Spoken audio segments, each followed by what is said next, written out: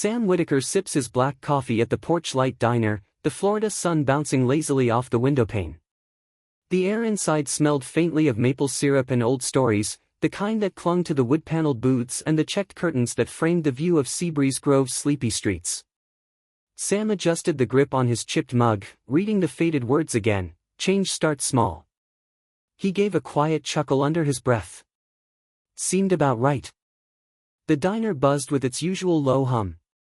Retirees in light jackets clustered near the counter, swapping notes about the shifting breeze and speculating if the fall picnic would see any rain this year.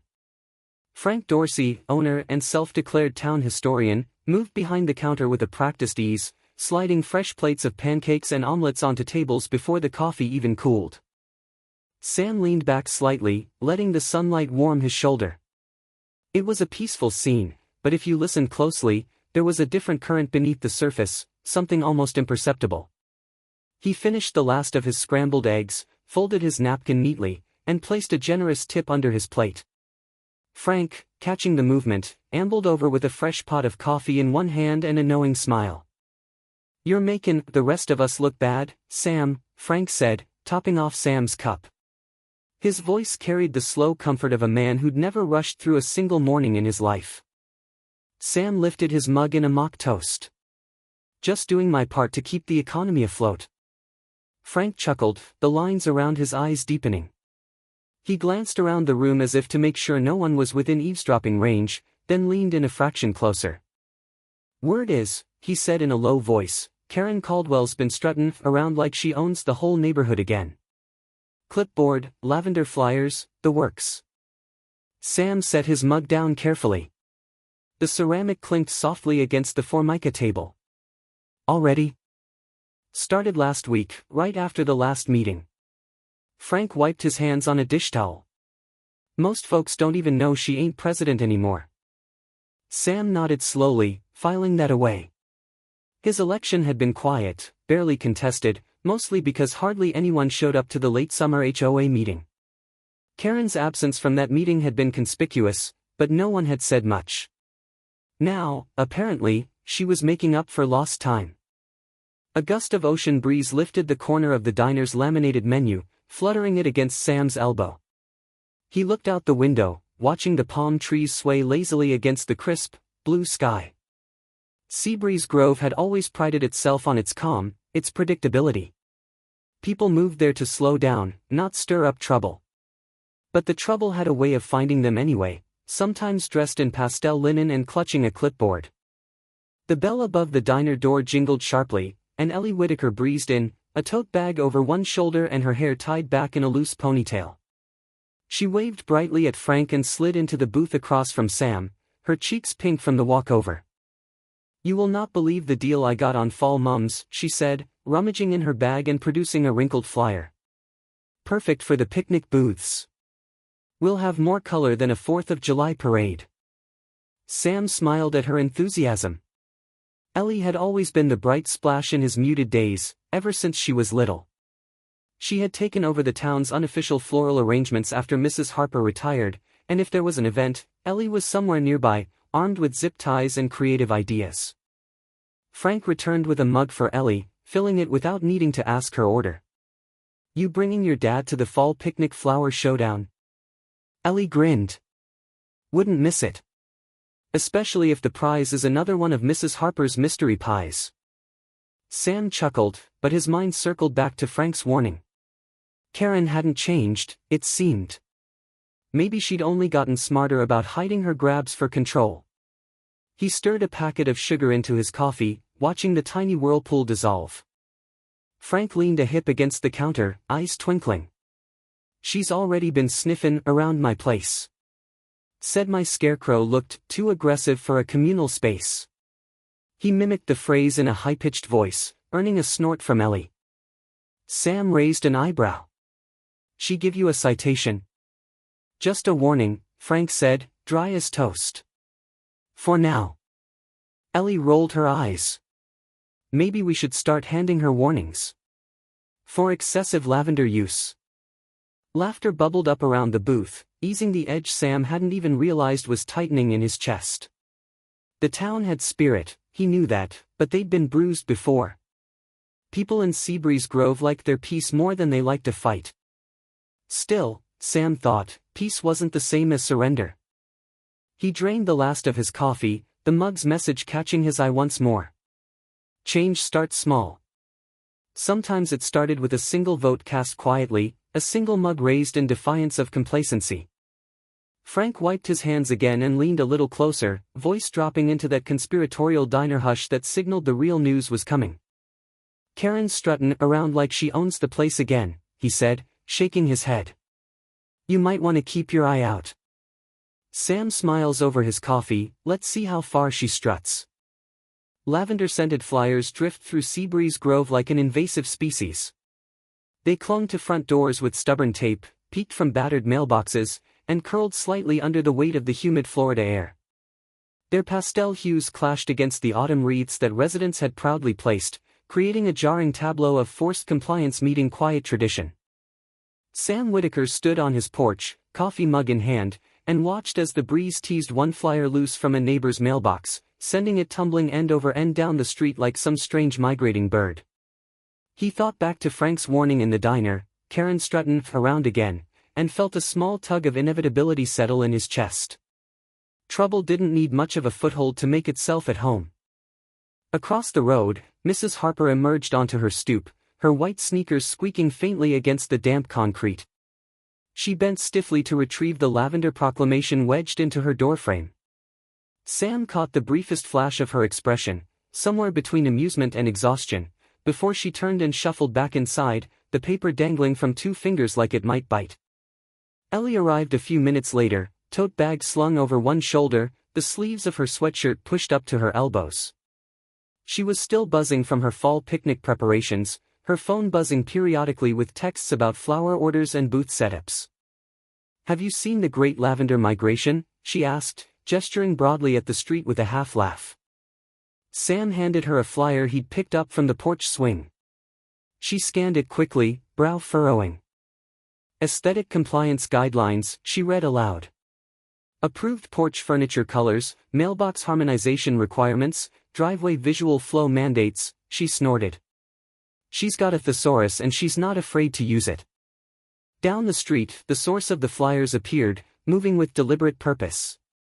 Karen Caldwell, dressed in a pale linen pantsuit that somehow looked both rigid and flowing, strutted from house to house, clipboard hugged to her chest. Her signature scent, a heady mix of lavender and something more clinical, preceded her like a warning siren. Every few steps, Karen would pause, tilt her head critically at a porch display, scribble something on her clipboard, and move on. Occasionally, she would offer a thin-lipped smile to a resident brave enough to make eye contact. Most quickly busied themselves adjusting a potted plant or pretending not to see her. At the corner cafe, a cluster of retirees gathered under the faded awning, their conversation floating lazily through the open windows. "She's back at it," one of them muttered, a hint of glee under the exasperation.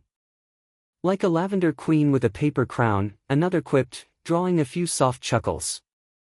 Ted Lawson, the timid HOA assistant, scurried after Karen at a cautious distance, clutching a stack of additional flyers and looking as if he dearly wished he could disappear into the nearest potted fern. Sam stayed still, sipping his coffee, observing the choreography of discomfort playing out along the sidewalks. He could have intervened, could have asserted his actual authority, the quietly notarized leadership change from the last meeting, but instead he let the performance continue. Let her show the town who she really was. Karen made her way up Sam's driveway with the self-assured air of a monarch bestowing judgment. She paused, scrutinized the placement of his mailbox, his porch swing, even the arrangement of pumpkins Ellie had dropped off the day before. Finally, she extracted a laminated sheet from her clipboard, affixed it with a strip of lavender tape to the side of his mailbox, and nodded to herself with visible satisfaction. Sam didn't move. He didn't acknowledge her. He simply stood, one foot propped casually against the porch railing, coffee in hand, letting the late September sun gild the edges of the moment. Karen caught his gaze for a heartbeat too long, her smile tightening, then turned crisply on her heel and continued down the street, Ted scuttling behind like a nervous duckling. Ellie crossed the yard, plucked the notice from the mailbox, and gave it a perfunctory scan. Reminder, she read aloud, vehicle positioning must maintain driveway flow integrity. Reposition within 72 hours to avoid documentation escalation. She crinkled her nose at the perfumed paper, holding it at arm's length as if it were radioactive. "You're poking the wrong bear, lady," she muttered.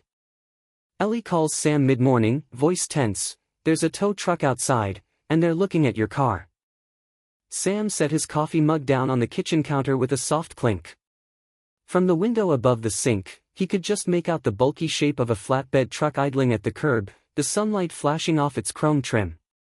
The driver stood beside it, arms crossed, surveying the vehicles lined along the street like a hawk eyeing its next meal. The neighborhood hummed with late-morning activity. Leaves skittered along driveways, rakes scraped concrete in lazy rhythms, and a pair of children, dressed as a pirate and a miniature scarecrow, practiced their trick-or-treat introductions on a giggling Mrs. Harper. It was the kind of ordinary day that shouldn't have room for conflict. Yet here it was, rumbling at the edge of Sam's front yard. He crossed to the hall closet and, after a brief hesitation, pulled open the narrow drawer tucked beneath the phone stand. His old sheriff's badge, still nestled in a worn leather case, caught the light and winked at him knowingly. Sam let the moment linger for just a second before closing the drawer carefully and stepping onto the porch. The tow truck's engine grumbled, a low, persistent growl that seemed to set the very air vibrating. Sam descended the porch steps at an unhurried pace, the sun warm against his shoulders, his hands loose at his sides. He caught Frank Dorsey's figure across the street, leaning against the post outside the diner, pretending to polish the window with a rag. Frank's body language spoke volumes even from a distance, curiosity sharpened by a quiet readiness to step in if needed. Sam reached the edge of his driveway, pausing just before the line where his property met the public sidewalk. The driver, a young man with mirrored sunglasses and a ball cap pulled low, glanced up from his clipboard. "Morning," Sam said, voice even. "Can I help you?" The driver shifted his weight, tapping the edge of his clipboard against his thigh. "Got a call about a non-compliant vehicle. Orders to tow." Sam raised an eyebrow. "From whom?" "Karen Caldwell," the driver replied, with the air of someone reciting a name he barely cared about. "Said she runs the HOA. Gave verbal approval." Sam smiled, small and calm, the way you might smile at a child insisting the sky was green. He reached into the folder tucked under his arm, sliding out a laminated sheet of paper with practiced ease. "I'm Sam Whitaker," he said. "Current HOA President.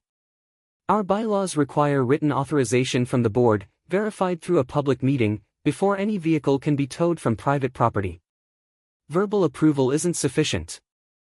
The driver hesitated, thumb tapping nervously against his clipboard. A bead of sweat traced a line down the side of his temple. "You sure?" he asked, voice dropping a notch. Sam held out the bylaw sheet, the relevant section highlighted in neat yellow lines. "Positive. And since you have no written order, and no legal right to act on this property without it, I suggest you move along." There was a long moment where the only sound was the soft rattle of the truck's idling engine and the far-off squeal of a child laughing. The driver exhaled, shoulders sagging. "Fine," he muttered. He turned and trudged back toward the cab, tossing the clipboard onto the passenger seat with a clatter. Sam tucked the bylaws back into his folder, lifting his gaze just in time to see Karen striding up the sidewalk, clipboard clutched like a scepter. Her linen suit flared slightly with each determined step, and her smile was a masterpiece of controlled indignation. "Is there a problem?" she asked sweetly, voice dripping false concern. Sam regarded her calmly. "Not at all. Just clearing up a little misunderstanding." Karen's eyes flicked to the retreating tow truck, lips pressing into a thin line. She shifted her grip on her clipboard, fingers whitening. "This vehicle," she said, tapping the air toward Sam's Ford, "disrupts driveway symmetry. It falls under aesthetic compliance guidelines." "A reminder," Sam said, his tone as mild as the breeze lifting the edge of the sidewalk flyers, "compliance actions require documented approval. Not unilateral decisions." Karen's posture stiffened. The corners of her mouth quivered as she fought to maintain her composure. Around them, a few neighbors pretended to rake leaves more intently, but their glances kept darting toward the unfolding scene. Frank leaned casually against the diner post, whistling a nearly inaudible tune, the picture of studied innocence. Karen stepped closer, the scent of her lavender perfume swirling aggressively in the warm air. Her voice dropped just low enough that only Sam and Ellie, hovering behind him, could hear. "You'll regret challenging the aesthetic order," she said sweetly. Ellie, pretending to tidy her flower displays, snaps a discreet photo of Karen slipping an unauthorized citation into a neighbor's mailbox. The click of the phone's camera was masked by the gentle chime of wind bells strung outside the shop window, their tinny song dancing with the morning breeze. Across the street, Karen straightened, tucking her clipboard under her arm like a prized possession. She cast a quick glance over her shoulder, but Ellie was already crouching behind a cluster of fall mums, arranging a pumpkin in an artfully casual way. The street was a patchwork of motion, Mrs. Harper sweeping her porch, Ted shuffling awkwardly past with a stack of flyers, the faint buzz of hedge trimmers from 2 houses down. Frank's words from a few days earlier echoed in Ellie's mind, wry and knowing, paper trails are the real vines Karen's planting. Inside the shop, the air was rich with the earthy smell of damp soil and cinnamon-scented candles burning low on the counter. Ellie wiped her hands on her apron and transferred the fresh photo into a hidden folder on her phone labeled Yard Designs. Sam would know what to do with it. Sam arrived just after noon, stepping lightly over the cracked sidewalk, a brown envelope tucked under one arm. He greeted Ellie with a tip of his baseball cap and a brief, conspiratorial grin. Without a word, she handed him the phone and the evidence therein. Together, they settled at the small table near the front window, sifting through HOA bylaws and the mounting collection of citations Karen had issued over the past week.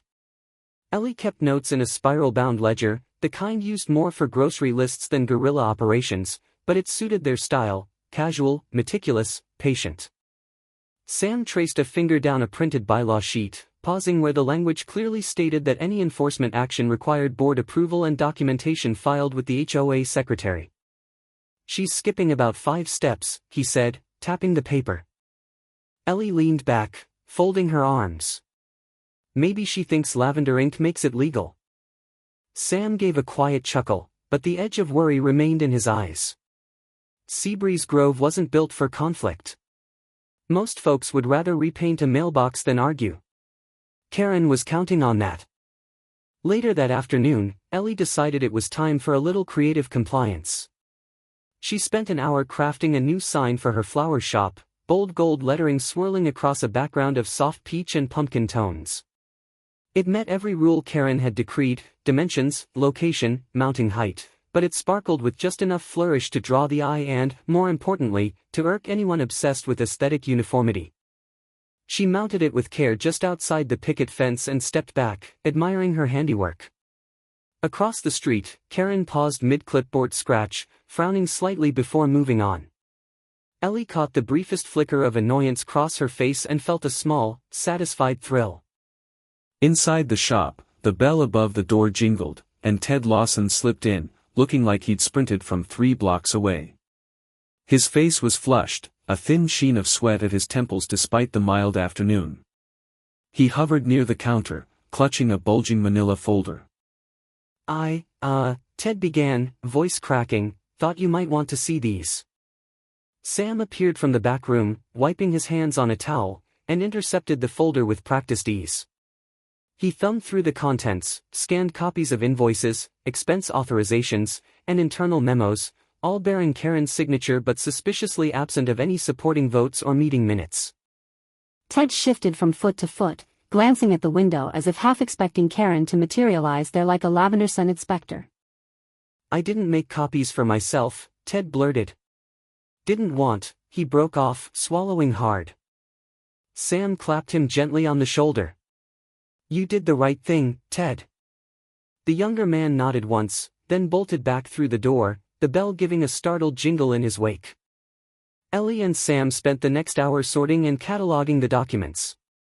Each scan, each note, each suspicious transaction was carefully filed under a new heading: Lavender Violations. The folder grew thicker by the minute, its weight less about paper and more about the inevitability it represented. Sam leaned back in his chair, rubbing his temples. "She's been busy." Ellie, flipping the last page into place, couldn't hide her smirk. She glanced out the window where Karen, oblivious, continued her self-appointed patrol down the street, pausing now and then to realign a pumpkin or squint disapprovingly at a mailbox. Ellie grins as she whispers, "She's giving us all the rope she needs." Flyers stapled to telephone poles read, "Vision Session, Reclaiming Seabreeze Grove's Visual Harmony, Attendance Strongly Encouraged." The bright lilac papers fluttered slightly in the fall breeze, their formal script promising a night of community realignment that sounded suspiciously less like a gathering and more like a decree. Sam Whitaker plucked one of the flyers from a pole outside the bakery, smoothing the wrinkled paper against his thigh. The wording was slick, polished, and just vague enough to sound official without any of the actual authority. A small lavender seal at the bottom declared the session mandatory, though Sam knew full well Karen had no such power to enforce it. Ted's earlier confession still echoed in his mind, "Karen's been planning this for weeks." Across the street, hay bales stacked along the sidewalk gave the neighborhood a festive air. Pumpkins in all shades of orange and white lined the steps of tidy porches. From somewhere nearby, the scent of cinnamon apples drifted on the breeze, warm and sweet. It would have been a perfect day if not for the undercurrent of tension. At the corner cafe, Frank Dorsey leaned against the doorway, a flyer pinned dramatically to his chest with a safety pin. Offering free cider for those who survive it, he called as Sam passed by, holding up a battered thermos in salute. Sam smiled, tipping his cap. Might want to offer a prize for most creative excuse to leave early. Frank chuckled, the sound low and warm. Gonna be a packed house either way. Folks are tired of being lavender whipped. By late afternoon, Sam and Ellie were holed up in the back of the flower shop, assembling their quiet rebellion. Sam had made a list of every resident who had received a citation or a warning from Karen in the past month. The list was long. Ellie cross-referenced it with their evidence folder, her laptop humming softly as she organized scans, photos, and meeting minutes into neat digital tabs. "We'll need to be careful," Ellie said, her fingers flying over the keyboard. "If we push too hard, she'll cry harassment. If we're too soft, she'll bulldoze right through." Sam nodded. "Facts. Calm. Let the truth do the heavy lifting." Ellie smirked. "And maybe a little well-timed slideshow." Ted arrived just before dusk, carrying a bag of pumpkin scones as a peace offering. He shuffled his feet nervously, glancing over his shoulder before slipping inside. "I can set up the media hub," he offered. "Karen thinks I'm just logging attendance." "Perfect," Ellie said, sliding a USB drive across the table. "Load this in when the time's right." Quietly. Ted nodded, clutching the drive like it might burn him. As the sun dipped low, casting the streets in a soft golden glow, the HOA clubhouse creaked open its tired doors. Residents drifted in by ones and twos, some curious, some cautious, many carrying the lavender flyers like admission tickets. The room smelled faintly of old paper and stronger of lavender oil, pumped aggressively through plug-in diffusers that buzzed at every outlet. Karen held court at the front, her clipboard shining under the weak fluorescent lights, a table set with bowls of boiled chestnuts and stacks of handouts about visual integrity metrics. Ted busied himself at the back, setting up the projector with exaggerated slowness. Sam slipped in unnoticed, Ellie at his side.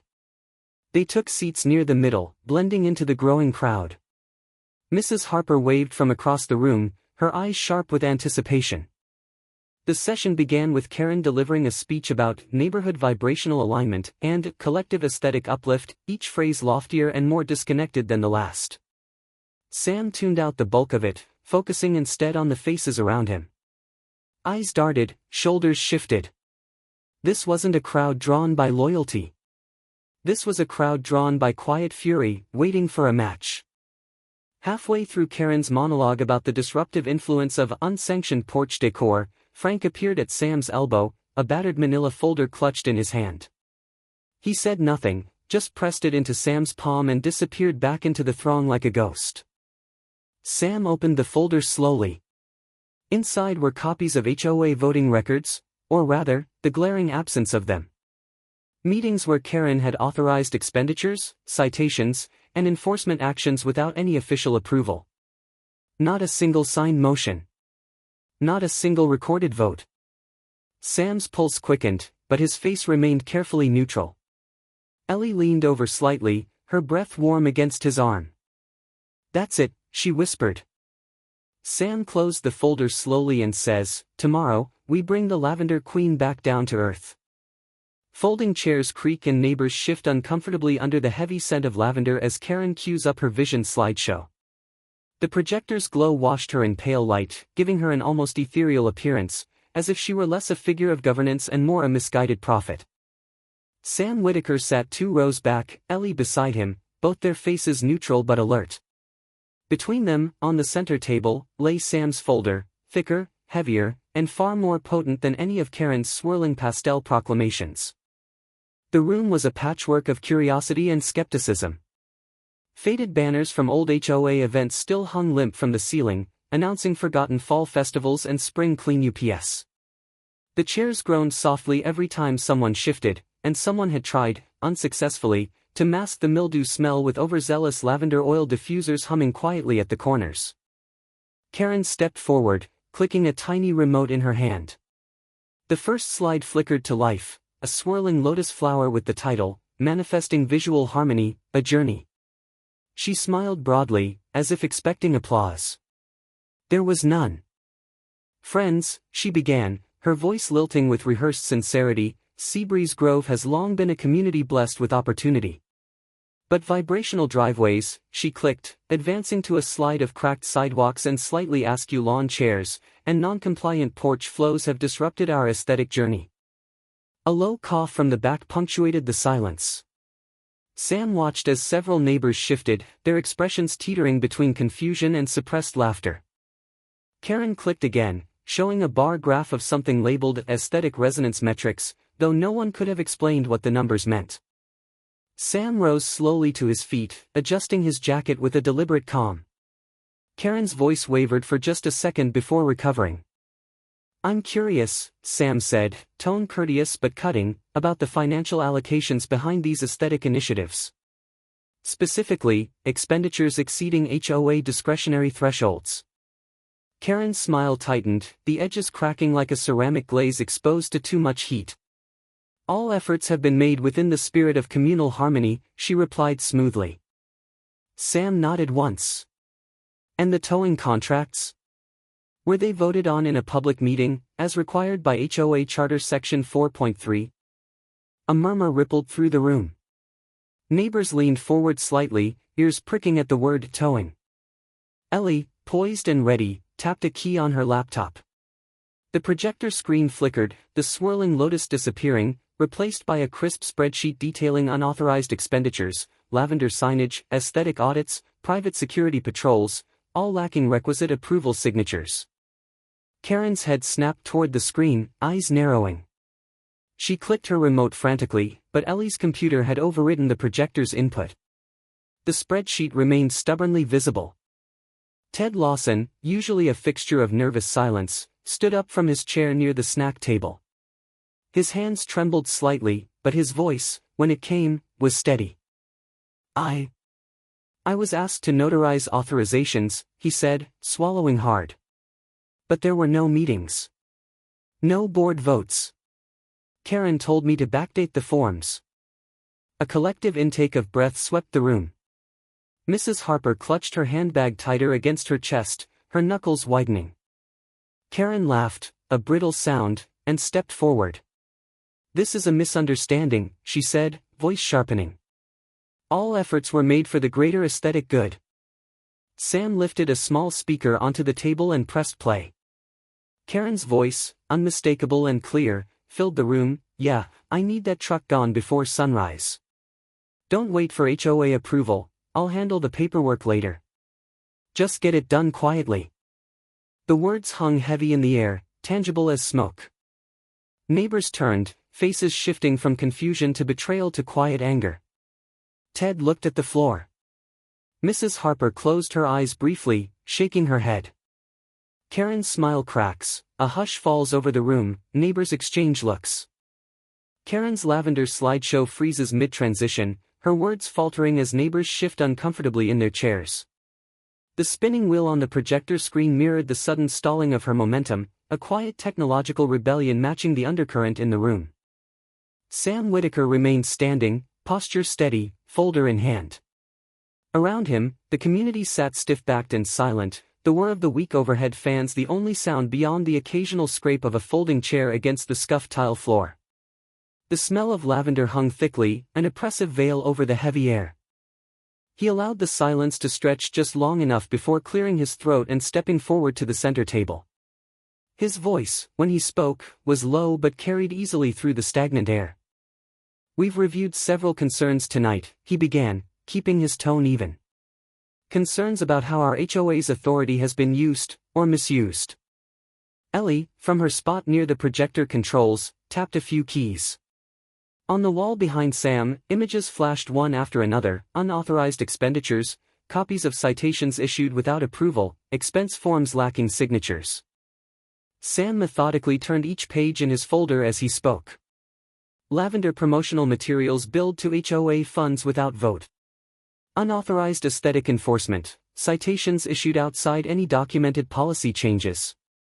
Illegal towing orders on private vehicles, without HOA authorization or board consultation. Karen remained frozen near the front, fingers gripping the edge of the folding table. The clipboard she had brandished so proudly now sagged against her hip like a shield too heavy to lift. Ted Lawson, pale but determined, rose from his seat and cleared his throat. His voice shook slightly, but he didn't falter. "I was asked, no, pressured, to notarize documents after the fact," he said, looking around the room.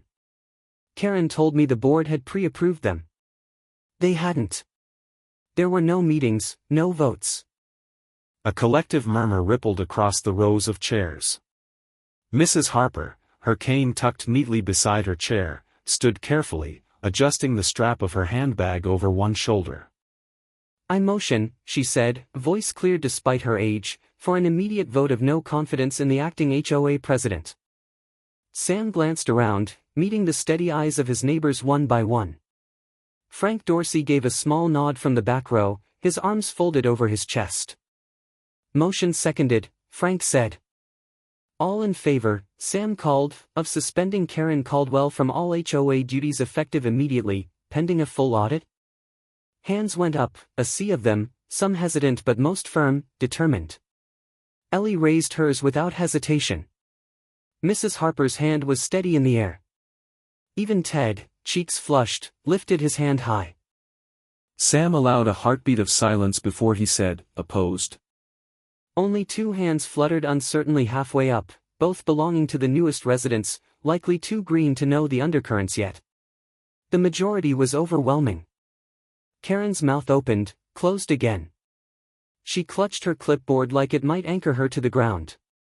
"You're all blinded by chaos," she muttered, the words thick with disbelief and disdain. Without waiting for a formal adjournment, she turned sharply on her heel, heels clicking once against the worn floor before she pushed through the double doors into the humid Florida night. The doors swung closed behind her with a hollow thud, and for a long moment, no one moved.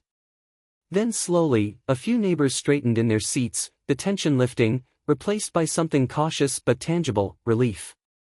At the Seabreeze Fall picnic, pumpkin pies outnumber people, and the scent of cider drifts lazily across the town square. The late afternoon sun draped everything in a buttery glow, softening the outlines of scarecrows propped against oak trees and casting long, playful shadows across the patchy grass. Folding tables bowed under the weight of casseroles, pies, and hand-labeled bottles of homemade root beer. Children, faces sticky with caramel apples, darted between booths while clusters of neighbors swapped recipes and stories, the rough spots of the past few weeks easing into shared laughter. Where once Karen Caldwell's vision garden had stood, all lavender stones and humming solar lights, now horseshoe pits rang with the clink of friendly competition, and toddlers tumbled across the grass without fear of disrupting vibrational harmony.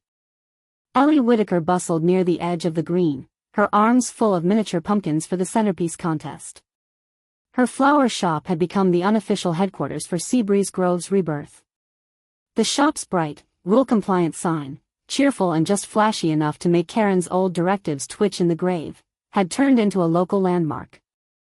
Out-of-town visitors even asked to take photos under it, a minor celebrity status Ellie wore with a proud but sheepish grin. Ted Lawson, usually as tense as a guitar string pulled too tight, lounged near the cider booth, laughing at something Mrs. Harper had said. The sound was so rare and genuine that several people turned to look, smiling to themselves. Sam Whitaker manned the cider stand, ladling steaming mugs for a steady stream of neighbors. His thermos, battered but beloved, sat proudly beside him. Every so often, someone would nod or clap him on the back, no words necessary. The message was clear: Seabreeze Grove was theirs again, stubborn, messy, vibrant. Toward the center of the green, a folding table displayed the new HOA announcement: open election scheduled for next month, with promises of transparent budgeting and rotating leadership. No titles for life. No lavender mandates. Just neighbors, doing their best. Mrs. Harper presided over the pie, judging like a benevolent queen, her cane tapping a satisfied rhythm against the ground. Frank Dorsey, wearing a ridiculous turkey-themed apron, offered free cider refills for those who can tell a joke worse than his, a challenge no one had yet succeeded in meeting. As the golden light deepened into the soft blush of evening, Sam wiped his hands on a towel and stepped up to the makeshift stage, really just the back of Frank's pickup truck lined with hay bales. He lifted his thermos high, his voice carrying easily over the warm chatter. Good fences don't make good neighbors make good fences. A ripple of laughter and applause spread through the crowd. Someone whooped from near the horseshoe pit. Ellie let out a low whistle and nudged Ted, who smiled sheepishly but clapped the loudest. No one mentioned Karen by name. There was no need. The town had chosen not to bury itself in bitterness. They'd simply moved forward, stronger for the storm they'd weathered together. As the sky deepened to a soft purple and the first stars blinked awake, Sam and Ellie strolled home, the faint hum of laughter and clinking mugs trailing behind them. They crossed the old footbridge over the creek, the wooden planks creaking comfortingly under their steps. Downstream, something bobbed in the gentle current, catching the last pink shimmer of twilight. A lone plastic flamingo, weather-faded and slightly lopsided, drifted past, a quiet echo of all that had come and gone. Sam and Ellie paused at the railing, watching it spin slowly, aimless and harmless now. Neither spoke. They simply let it float on by. As autumn settled warmly over Seabreeze Grove, the laughter of neighbors and the scent of cider replaced the tension that once gripped the town. The strength of quiet resistance, stitched together by patience and trust, had reclaimed the spirit of their streets and porches. When power is wielded without heart, it withers, but when a community stands with kindness and resolve, it blooms stronger than before. Perhaps it's never too late to gather with neighbors, to speak up gently but firmly for what's right. And somewhere downstream, even a forgotten plastic flamingo reminds us, every current, no matter how small, can carry change.